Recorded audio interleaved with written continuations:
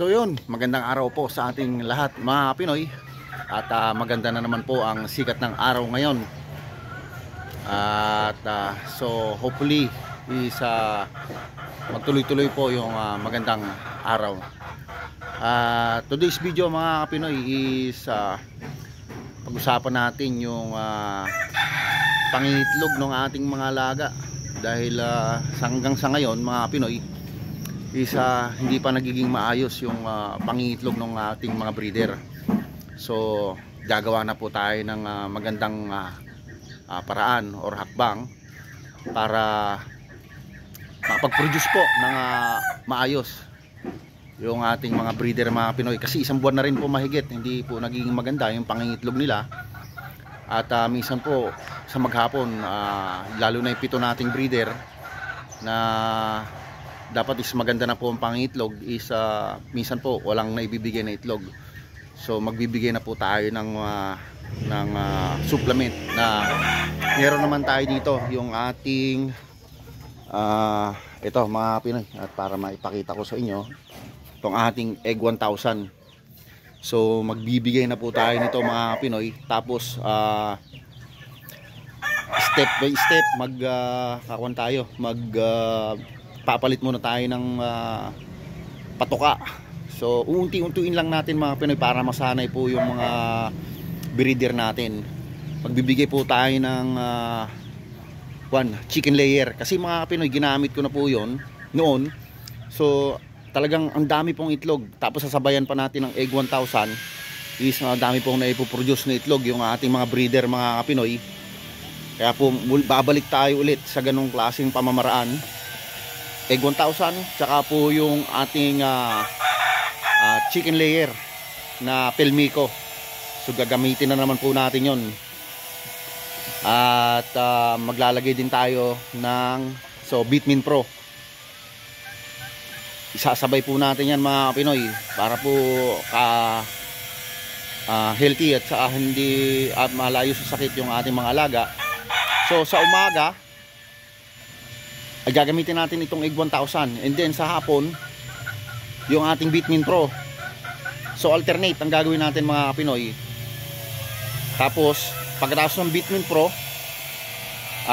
magpe-press water naman tayo kinabukasan. So alternate po sa kanilang tubig mga Pinoy para po kahit paano nakakainom ng fresh water yung ating mga alaga. Lalo na po yung ating mga breeder. Siyempre hindi naman po pwedeng puro lang yung ibibigay natin mga Pinoy is puro may vitamins. So kailangan din po nilang makainom ng fresh water. So gagamitin na naman natin ulit to mga Pinoy para mapataas yung egg production, and then magpapalit tayo ng feeding program mga Pinoy. So yan po muna ang gagawin natin sa araw na to. At so hopefully is maging successful po ulit dahil nasubukan naman na natin mga Pinoy. So babalik tayo ulit dito sa ganitong pamamaraan. So ito po yung mga breeder natin mga Pinoy. Ayan, at nagbigay na po tayo ng vitamins. Ayan mga Pinoy, may itlog So yan. At meron po tayo mga harvest na itlog ngayon mga Pinoy. So, ayan. 2. So hopefully madagdagan pa to mga Pinoy. Yan, at nakapagpakain na tayo. So pinapakain pa na natin to mga Pinoy ng GMP4 tsaka po yung corn grits. So halo pa rin. So siguro mamayang hapon mga Pinoy is magpapalit na tayo ng pakain. Konti-konti lang. So bibili lang muna siguro ako ng mga 5 kilos mga Pinoy at ihahalo natin dyan sa GMP4. Pero mas marami po yung lalagay natin na yung pong chicken layer mga Pinoy. Mas marami po ng konti yung chicken layer na ibibigay natin para po unti-unti masanay po sila. And then ito papalitan naman po natin to mamayang hapon ng egg 1000.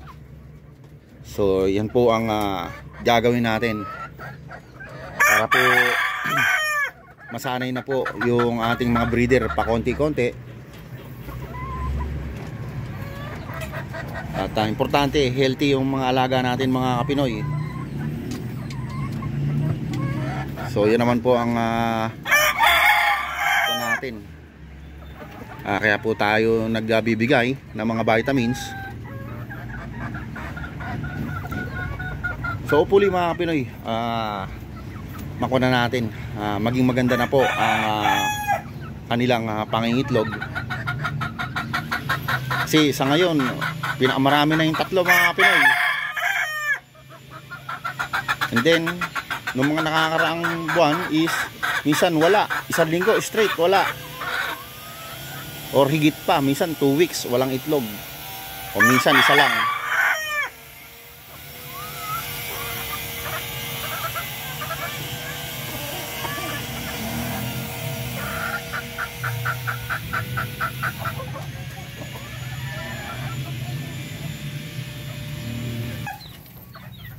At dito sa ating 3 months old mga Pinoy, itong ano to, so hindi natin to pinawawalan ng pagkain, dahil ang target natin dito mga Pinoy is gagawin natin breeder ito, kasi nabawasan po yung breeder natin dyan mga Pinoy. So yung nasa baba is 2 na lang. So yun po ang ipapalit natin. At kung meron pang available sa kinukuhanan ko sa Pampanga ng aking mga ibang mga breeder is mag-additional pa tayo siguro mga Pinoy, mga 12 babae pa. Meron naman akong extra rooster dyan, siguro 1 rooster na lang ang kakailanganin ko. Kasi po magdadagdag po tayo ng mga breeder natin mga Pinoy. So pag may available po, sana hopefully makakuha tayo ng mga 4 months old, para konti na lang hihintayin natin. Kasi pagka po sisiw, medyo matagal po. Pero buti nga po at ito nakakuha tayo ng 3 months old. At kahit pa paano is medyo konti na lang yung paghihintay. So hopefully maging maganda po yung bulas nito, or malaki. Depende naman po yan sa bibigyan natin pagkain mga Pinoy, para po maging maganda at malaki magiging kalalabasan ng ating mga gagawing breeder.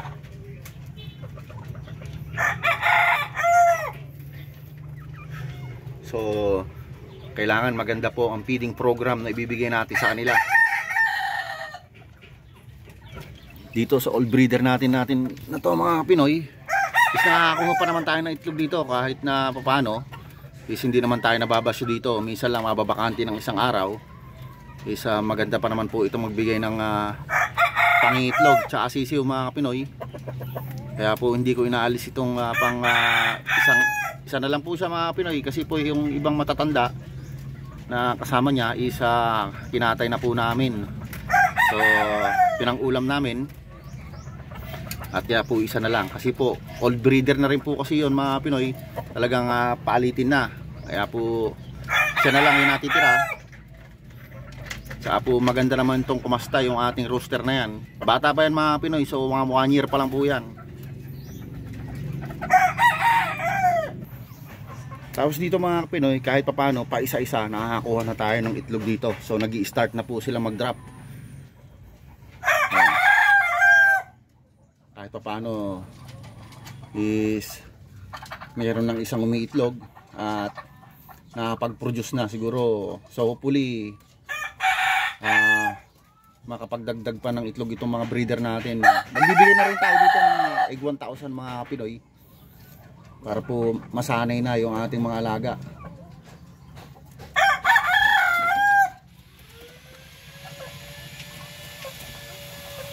Kasi pagka unti-unti is nasasanay na sila, so magiging makaka-adapt na po yung katawan ng ating mga breeder. So yan, medyo maingay lang mga kapinoy, kasi merong gumagawa dyan sa kapitbahay namin. Kaya mayroong nagga-grinder. So dito mga Pinoy, so pagka yung mga alaga natin is meron, alam nyo bang nakikita nyo ng parang medyo matamlay, so agapan nyo na po agad at magbigay na po kayo ng mga vitamins o kaya bacterial flushing. So yan mga Pinoy, palagi po tayo naglalagay ng Premoxil powder para maagapan natin yung pwedeng maging sakit ng ating mga breeder o ating mga alaga.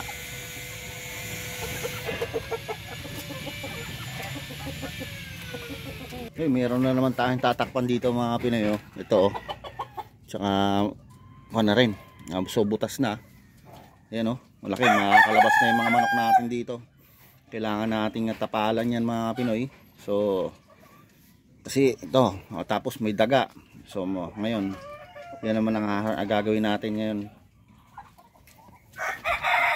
Yung bibi natin nakaupo. So nakapagpakain na tayo mga Pinoy. Meron din tayong tarag dyan nakakawala Ayun, hindi namin mahuli-huli yan. Mapakailap po kasi mga Pinoy. At dito sa ating iba pang mga breeder. Ay mga Pinoy, tingnan nyo yung mais na binibigyan namin. Medyo malalaki yung butil para po matagal yung busog na ating mga alaga. Tingnan mga Pinoy, hindi man masyadong naubos kasi nauuna yung mais. Tapos konti lang yung feeds na kinakain nila. So napakaganda po talaga magbigay ng mais sa ating mga alaga kasi natural naman po yan na kinakain talaga ng ating mga native darag. At mas nakakatipid po tayo ng patuka.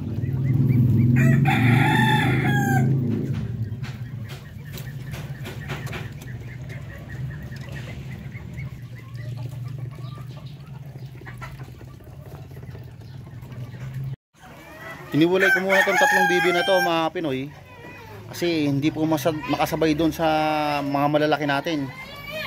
Kaya po nilagay ko muna sila dito sa isang kulungan. So palalakihin pa natin to ng mga Pinoy at para mabilis pang tumaba. Yan magana kumain itong mga bibi natin. So bibigyan natin to ng magandang feeding program mga Pinoy.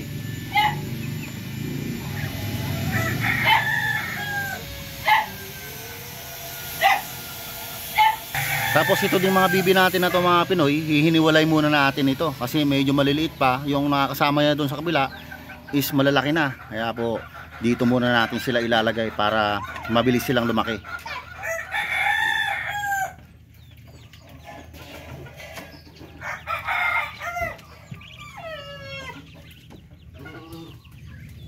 So yun mga Pinoy, at hanggang dito na lang muna po ang vlog natin for today. At shout out po sa ating mga silent viewers, sa ating mga OFW, saan man po kayong panig ng mundo. Don't forget to subscribe and hit nyo na rin po ang notification bell para palagi po kayong updated sa ating pang mga susunod na video. At ako po ay nag-iiwan sa inyo ng mga katagang. Pag may pangarap, magsumikap. Paalam.